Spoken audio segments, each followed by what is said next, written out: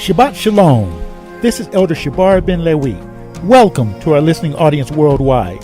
Today's Rod of Iron broadcast has been preempted by a KYCN special report on abortion in America. Sit back, relax, and pay close attention, for you're about to hear a powerful word of divine judgment coming upon the United States of America. A KYCN special report, Abortion in America, the Judgment. Don't forget to like, subscribe, and hit the bell icon. At the end, comment and let us know what you think. Welcome to the Kingdom Report. I'm YAH ben Yeshua of the House of David. In the name of Yahweh Elohim, King of the universe, and Yeshua HaMashiach, also known as Jesus the Christ, Shabbat Shalom. This week, KYCN Radio presents a special report on abortion in America. This follow-up edition to last week's report examines the prophetic meaning behind the heartless and politically suicidal obsession on the part of Democrats with late-term abortion and the divine judgment of America. In 2019, America has witnessed the passing of strict new abortion laws in several states, which ban abortion after the detection of a fetal heartbeat, which occurs at about 6 weeks into pregnancy. In part, the new laws were inspired by a nationwide backlash against inhumane policies by pro-choice Democrats to protect Roe v. Wade, the Supreme Court ruling that legalized abortion. For example, in January, New York Governor Andrew Cuomo signed a bill that completely decriminalizes late-term abortions and allows healthcare practitioners other than licensed physicians to perform these heinous and barbaric acts. In addition, Cuomo directed the World Trade Center to be lit up in pink in a disgraceful citywide celebration of the bill's passing. And in February, Governor Ralph Northam of Virginia stated publicly that he finds nothing wrong with post-birth abortion or killing a newborn who is breathing on its own and thus no threat to the mother, as long as the parents and the attending physician agree on the taking of that new life. Up until recently, all new state abortion bans have been signed into law by Republican governors. But last month's signing of a so-called heartbeat abortion ban by Louisiana Governor John Bel Edwards has created a new challenge for pro-choice advocates. Edwards, a self-described pro-life Democrat, stated that his faith was his reason for signing the new bill into law, and that his view on abortion is in keeping with those of his conservative Democrat constituents in Louisiana. Jonathan Seri of Fox News reports on the controversy. Governor Edwards announced his support for this legislation in a written statement saying, quote, "As I prepare to sign this bill, I call on the overwhelming bipartisan majority of legislators who voted for it to join me in continuing to build a better Louisiana that cares for the least among us and provides more opportunity for everyone." The Louisiana State House passed the bill by a vote of 79 to 23. It makes no exceptions for cases involving rape or incest. I'm standing for the women in Louisiana who have been raped. Those that may not have a voice here today. I'm standing for them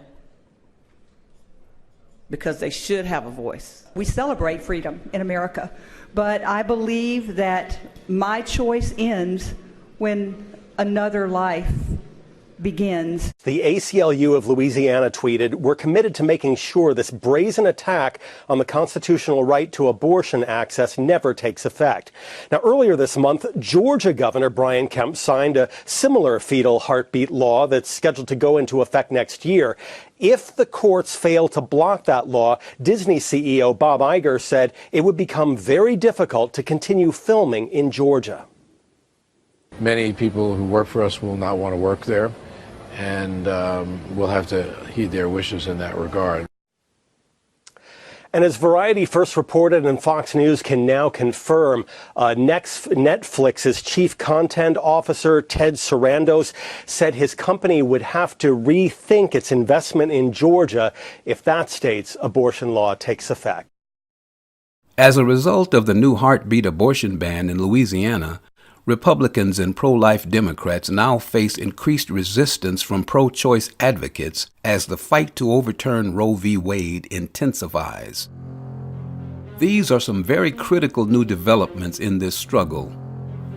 In promoting the pro-abortion position, a primary tactic on the part of Democrats is to frame the debate within the context of, quote, a woman's right to choose. This is a very misleading way of describing late-term and post-birth abortion because it characterizes infanticide as a matter of women's rights. This shrewd tactic on the part of Democrats historically to create public sympathy is nothing more than narcissistic manipulation coming from the left, because they realize that the majority of the voting public are female and are empathetic, especially when it comes to issues having to do with family. So appealing to their emotions in that way opens the door to persuading these voters to overlook the brutality and inhumanity of abortion. The truth is, the decision to abort a fetus or to execute an infant has as much to do with men and children as it does with women. The last time I checked, women are impregnated by the seed that comes from a man. And the fetus is, in fact, a child. Psalm 22 and verse 10 says, I was cast upon thee from the womb. Thou art my God from my mother's belly. A few days ago, I heard Brother Brandon Tatum, a well-known young conservative who happens to be, quote, African American, express the issue this way. He said, if an embryo or a fetus is just a bunch of cells, then why do people have baby showers? Great point. People don't have cell showers. People don't have protoplasm showers. They know that a baby is in the womb. And that includes pro-choice Democrats. It's just that in their lust for absolute power and control, they attempt to play God, even to the point of dictating who lives or dies. This foolishness has to end, and end it will. So at the end of the day, despite the pro-choice Democrats' claim to be the champions of women's rights, the term a woman's right to choose is itself divisive. It tends to separate couples and families, which in reality is about as anti-woman as a person can be. We as the children of the Most High must recognize and honor the fact that the family unit is the basic building block of a healthy and prosperous society. And this divisiveness coming from the far left is in actuality an attack on the family itself. And the truth be told, the misleading rallying point of a woman's right to choose is really a vestige of the virulent racist and anti-family views of the mother of the so-called pro-choice movement, the late abortion activist Margaret Sanger. Now, as you know, Planned Parenthood remains at the forefront of the resistance in America to the overturning of Roe v. Wade. Let's listen for a moment to Margaret Sanger's actual views on race and family and abortion in her own words. In this video, I'm going to show you who Margaret Sanger really was and why she founded Planned Parenthood. These 21 quotes by Margaret Sanger reveal the wicked roots of the abortion movement and expose the twisted mindset behind the present-day culture of death. In her own words, Sanger peddles racism, eugenics, contraception, and abortion, while demonstrating a visceral hatred for children, parenthood, marriage, and the Catholic Church. Every quote I'm about to give you has been verified and is well documented. But from my view, I believe that there should be no more babies. The most merciful thing that the large family does to one of its infant members is to kill it. we don't want the word to go out that we want to exterminate the Negro population. I accepted an invitation to talk to the women's branch of the Ku Klux Klan. I was escorted to the platform, was introduced, and began to speak. In the end, through simple illustrations, I believed I had accomplished my purpose.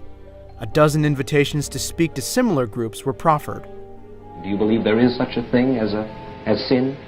Well, I think the greatest sin in the world is bringing children into the world that have disease from their parents, that have no chance in the world to be a human being, practically. Delinquents, prisoners, all sorts of things just marked when they're born. That, to me, is the greatest sin that people can commit. The most serious evil of our times is that of encouraging the bringing into the world of large families. The most immoral practice of the day is breeding too many children. Eugenics without birth control seems to us a house builded upon the sands. It is at the mercy of the rising stream of the unfit. As an advocate of birth control, I wish to take advantage of the present opportunity to point out that the unbalance between the birth rate of the unfit and the fit, admittedly the greatest present menace to civilization, can never be rectified by the inauguration of a cradle competition between these two classes. The most urgent problem today is how to limit and discourage the overfertility of the mentally and physically defective. No more children should be born when the parents, though healthy themselves, find that their children are physically or mentally defective. Apply a stern and rigid policy of sterilization and segregation to that grade of population whose progeny is tainted, or whose inheritance is such that objectionable traits may be transmitted to offspring. These two words, birth control, sum up our whole philosophy. It means the release and cultivation of the better elements in our society, and the gradual suppression, elimination, and eventual extinction of defective stocks, those human weeds which threaten the blooming of the finest flowers of American civilization. Result of overbreeding among the working class. Knowledge of birth control is essentially moral. Its general, though prudent practice must lead to a higher individuality and ultimately to a cleaner race.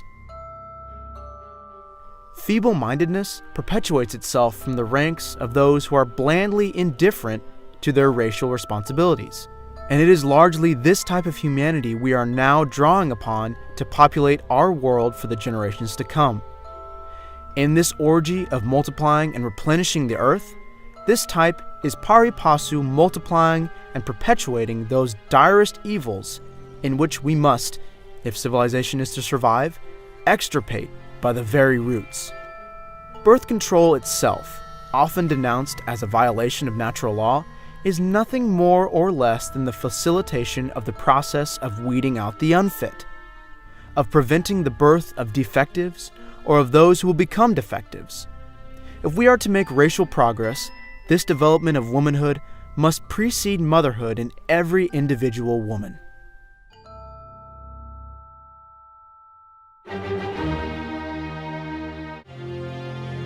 The sad truth is, the sociopathic madness put forth by Sanger in the early 20th century is clearly the genesis of the so-called pro-choice Democrat position.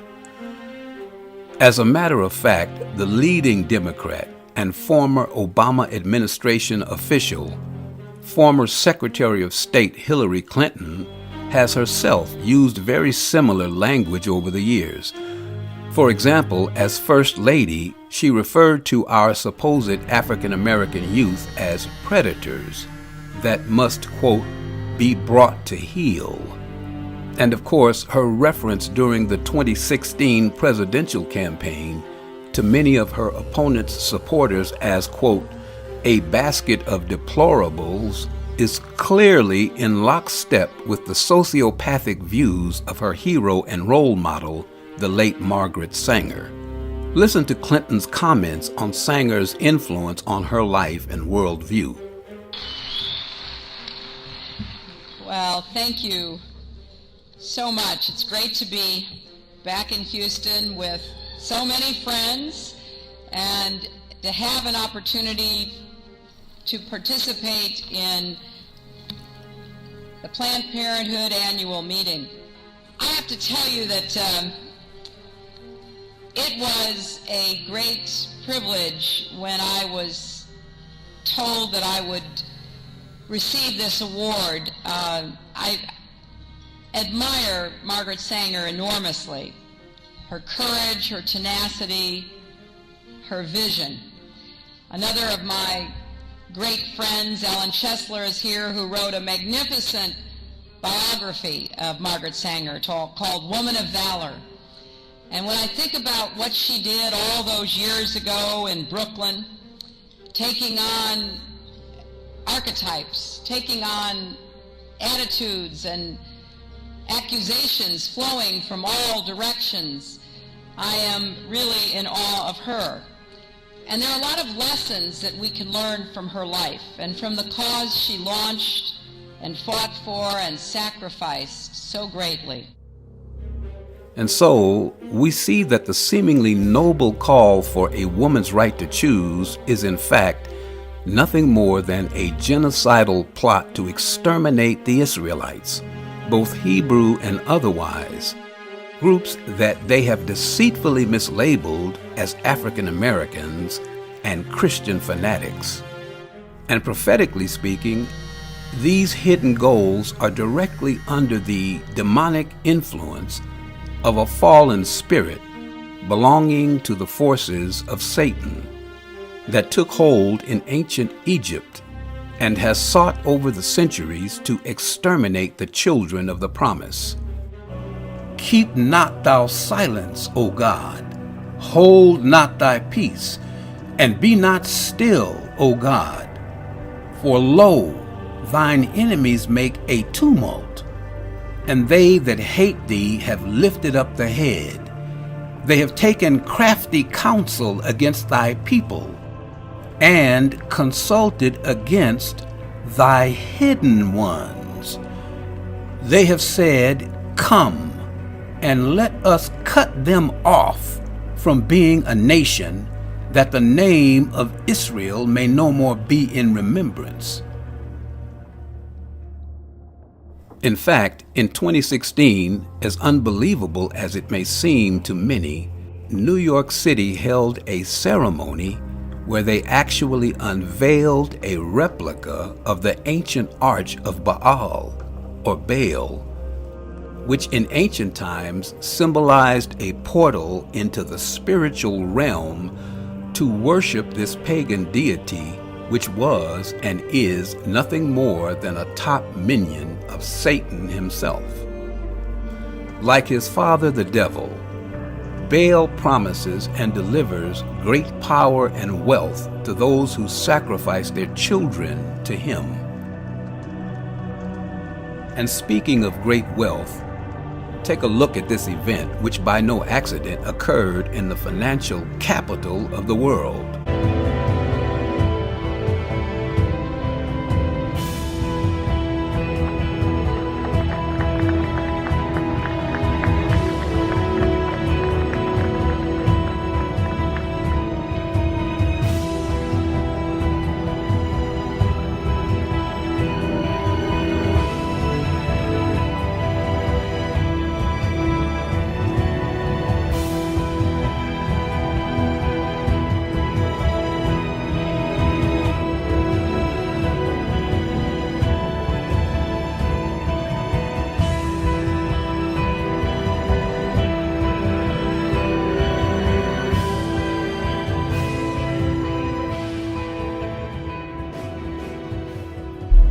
Here now on American soil, in back of me, is the manifesting of the sign of Baal.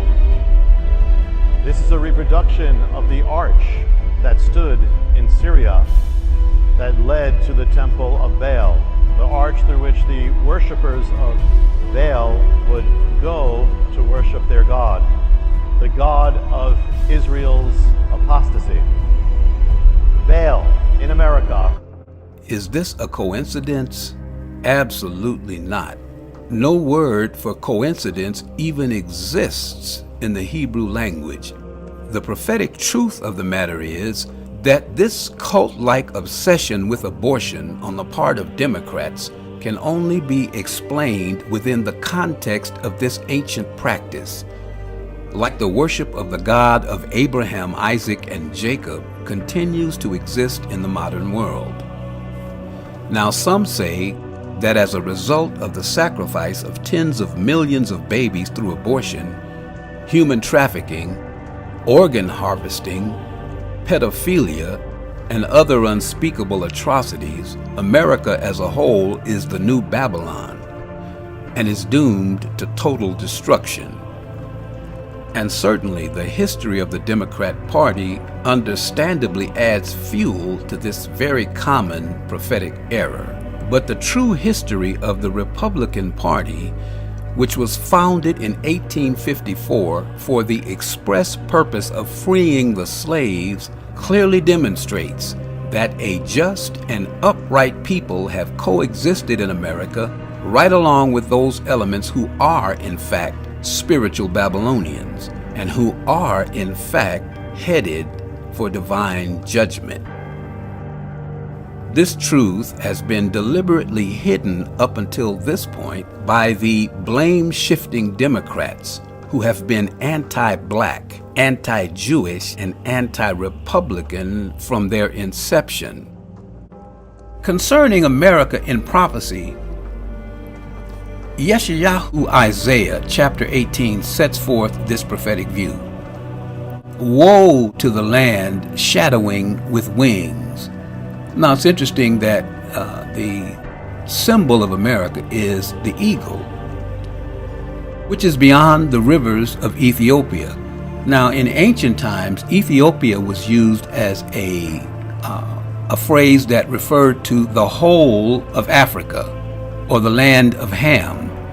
Then beyond Africa, of course, is the Pacific Ocean and the Western Hemisphere, that sendeth ambassadors by the sea, even in vessels of bulrushes upon the waters, saying, Go, ye swift messengers, to a nation scattered and peeled, to a people terrible from their beginning hitherto, a nation meted out and trodden down, whose land the rivers have spoiled.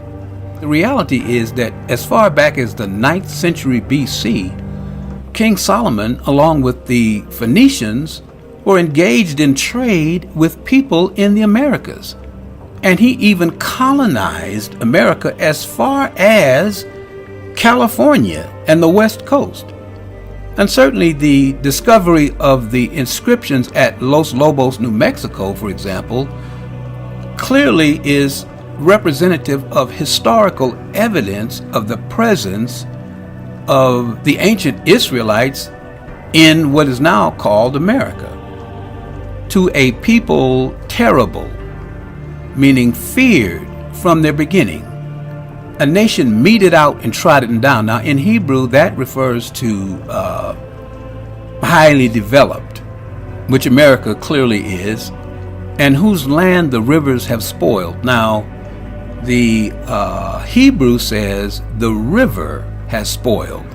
And this could be a reference to the way the Mississippi divides America, because to the west of the Mississippi is much less developed, with the exception of California, of course. Verse 3 says, All ye inhabitants of the world, and dwellers upon the earth, see ye, when he lifteth up an ensign on the mountains, and when he bloweth a trumpet, hear ye.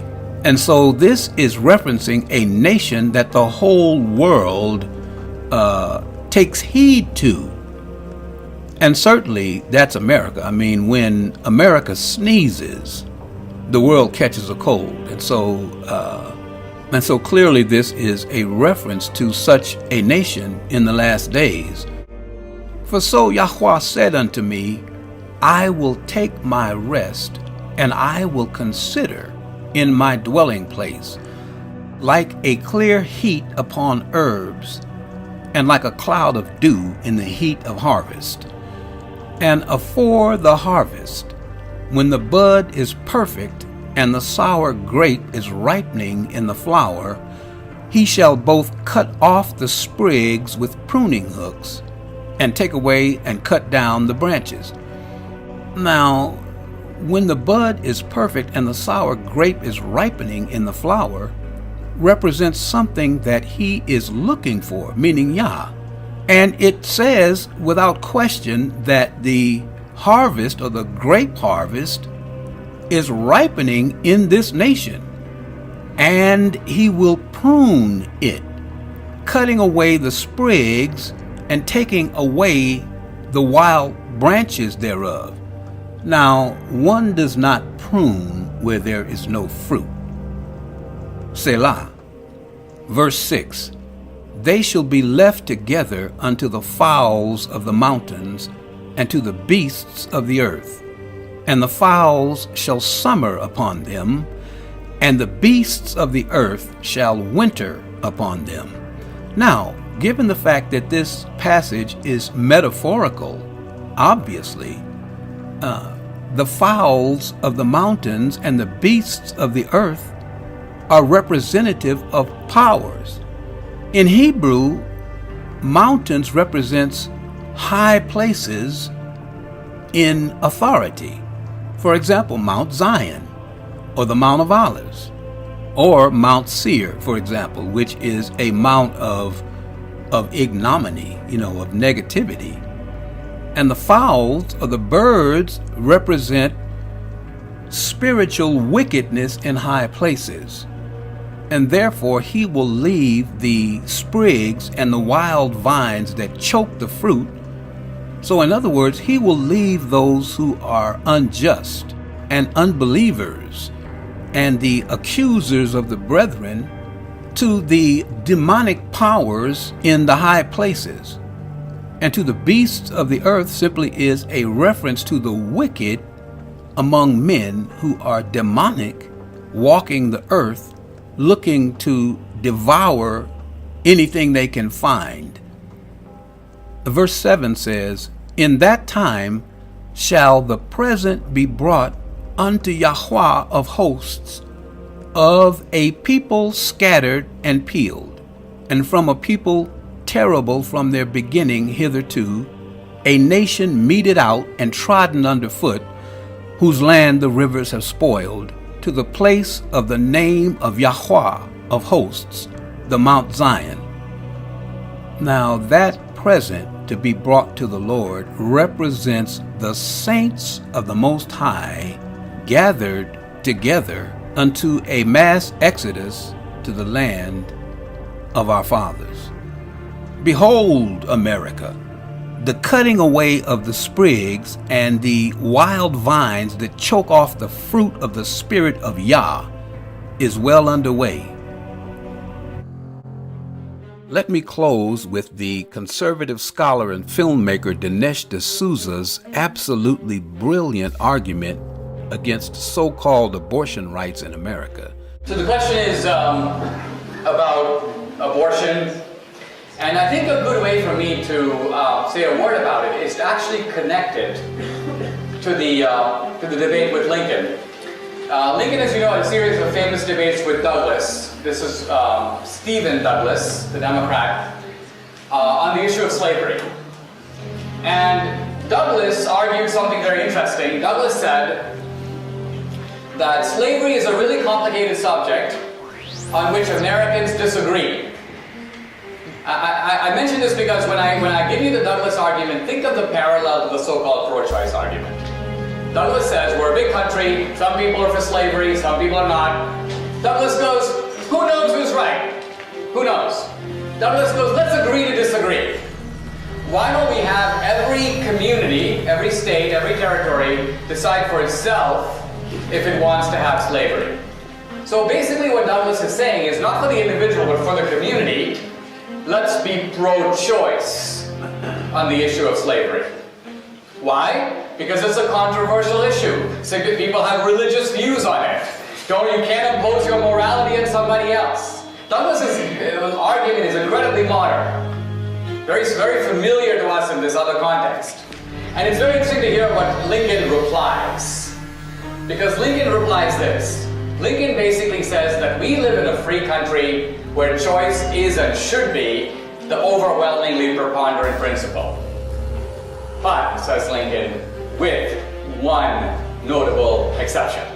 Namely, you do not have the choice to cancel out the choices of other people.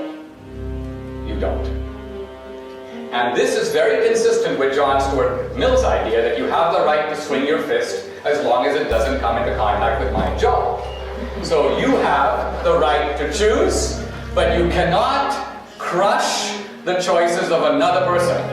And slavery, says Lincoln, is just that. So choice is inoperative when it comes to other people who themselves have choices. And this would be the way I would look at the abortion debate, is, to me, it's not an argument about, like, does life begin at conception, does it begin at viability?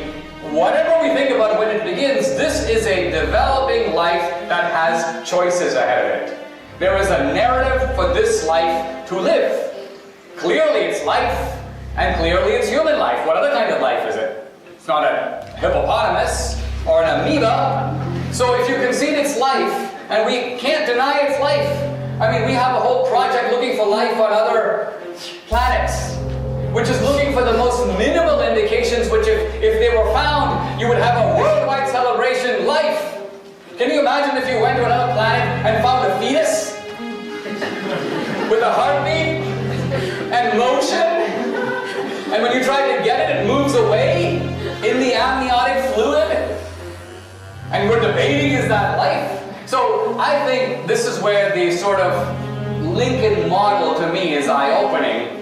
Ironically, the historical debate we've been talking about throws some light on this issue. So I'm not pretending to resolve it. I would just say, think about it. Well said. In an ironic display of poetic justice, the author of the controversial new abortion ban in Louisiana happens to be State Representative Katrina Jackson, a supposed African-American woman who symbolizes the precious fruit of the earth that the Most High is soon to gather into the winepress of the wilderness for a total dying to the flesh unto a glorious emergence as the very wine of the new covenant. Selah. Toda Rabbah, and thank you for listening. Until our next report, I'm YAH ben Yeshua of the House of David, reminding you to stay vigilant and stay blessed. And remember, it's kingdom time. Shalom. If you enjoyed this video, please be sure to give it a thumbs up and hit the subscribe button and bell icon to receive instant notifications from KYCN Radio so you'll never miss new uploads. Enjoy your day, and thanks for watching.